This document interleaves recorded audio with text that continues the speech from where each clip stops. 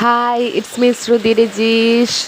ഇന്നലത്തെ വീഡിയോയിൽ ഞാൻ പറഞ്ഞായിരുന്നല്ലോ ഇവിടെ നല്ല മഴയാണെന്ന്. കണ്ണൂരിലെ റെഡ് അലേർട്ടൊക്കെയാണ് കേട്ടോ.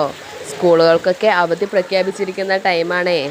അപ്പം എന്താ ആ നല്ല മഴയ്ക്ക് രജീഷ് ചേട്ടനൊരു കൊതിയേ ചക്ക കഴിക്കണമെന്ന്. അങ്ങനെ ഞങ്ങൾ ചക്ക പറിക്കാൻ ഇറങ്ങി കേട്ടോ. കൊക്കയും കത്തിയും ഒക്കെ എടുത്തിട്ട് ആ മഴയത്ത് അങ്ങോട്ട് ഇറങ്ങി. ഈ കൊക്കാന്ന് പറഞ്ഞാൽ നിങ്ങളെ നാട്ടിൽ എന്താ പറയാന്ന് എനിക്കറിയില്ല. ഞാൻ തോട്ടി എന്നൊക്കെ കേട്ടിട്ടുണ്ട്. ശരിക്കും നിങ്ങളെ നാട്ടിൽ എന്താ പറയാന്നൊന്ന് കമൻറ്റ് ചെയ്യട്ടോ. അങ്ങനെ വീണ്ടും ചക്ക കാര്യത്തിലേക്ക് വരാം.